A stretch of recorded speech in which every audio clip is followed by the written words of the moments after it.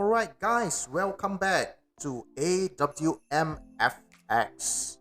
Good morning, good afternoon, good evening, or good night, no matter where you are. So today we'll talk about a case study, GbpAud H4, which I took this trade on Monday night my time. Okay, so how did I identify this trade? So first of all, let's look at the price movement. All right, so first of all, previously there is a QML for a sell setup over here. All right, so it's going up, went down, go up, went down, broke the previous low, and then came back up before it went down. All right, so nicely done. Then after that, what we have is a QML buy setup. So what I did is that on weekend, I already saw this trade, which is on my radar. So first of all, let's look at it, how the price move. The price is moving lower low, lower high, lower low, lower high, and then lower low, lower high, making the last lower low at this point, at my pointer. Okay, before the price went up and broke the previous high at this area. So it's qualified as a QML buy. Then we label our QML. Alright, we label our QML at this point. QML. Remember this thing, we must label our chart properly so that we know what is happening. The more you do it, alright, the more you do it, the more you learn. And then in future, without anything, you can look at it at one glance. Okay, anyway, let's come back to this area. So this is qualified as a QML buy. Alright, and then let's look at the price action. The price is coming back, alright, it's coming back at a compression. So we switch it to smaller time frame, we look at it. It's coming back in a compression way. Right, it's coming back in a compression way. Not only that, it makes it happens to make a fake out over here. All right, it's a fake out. It happens to make a fake out at this point. All right, so when there is a fake out, let's label it fake out. This is S1. All right, so this is S2. And this is S3. So when there is a fake out, okay, and a compression, means that there is a high possible the price will come back. All right. So when at that moment, I was with one of my traders friend. So it was coming back very fiercely. The price was dropping very fast. But anyway, we did enter it at the pinpoint area. So first of all, a lot of you do not know where is the precise place to enter, right? So we have the QML level over here, alright? But QML does not play any purpose. It's just telling you that the trend is going the other way. That's all, end of the story. So what we did is that we go into smaller time frame. Before that, we noticed that there is something at this area. Let's put it one by one, right? We make the big area first.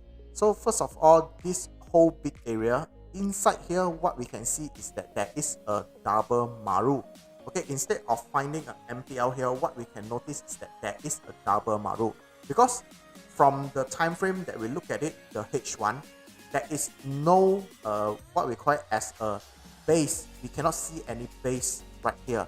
Okay, even H1 cannot, then H4 definitely there won't be any base. So what we can see is that there is a double Maru over here. Let's look at it. Double Maru. So what is a double Maru? Okay, double Maru is this two candle. All right, two candle. When it comes to this area, it makes a shadow going up, and then the other candle have a shadow going down. All right, so this is what we call it double Maru Kink. Okay, double Maru Kink. Then we label. Now we label our area at this point. Let's make it different color so that's easier to see. So this is my double Maru, which is a potential entry. Okay, a potential entry. So I'll take away this first. Okay, this is my potential entry, but how do I confirm it? So we need to switch it to smaller, even smaller time frame to see is there any possible supply and demand area at that place. So what we can see, yes, look at it exactly. There is a demand. There is a demand. All right, exactly at this point, there is a demand area. Can you see? This is what we call as a beautiful supply and demand. Okay, if you look at it properly, we do have a MPL at this point, but the problem is that this MPL is not so accurate, not so precise. This line, okay, we move it to around this area where there is a rejection again. Right, so this is our MPL line. This is my MPL line. MPL line, maximum pain level line. Okay, then this is my confirm entry. This is my confirm entry, and I look at my risk. 16. Okay, quite nice. 16. So this is exactly where I enter, okay, together with my trader friends. So what happened is that the price came back to this area. Okay, the price came back to this area, hit it, and then it went up. All right, so this is exactly how I trade during that time. This is exactly how I trade.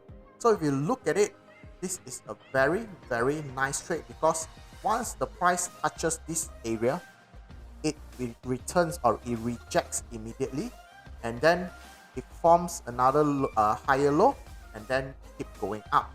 So now the price is going up. Where is my potential exit? All right, so first of all, let's do some mapping. At this moment, okay, at this moment the price is coming back again.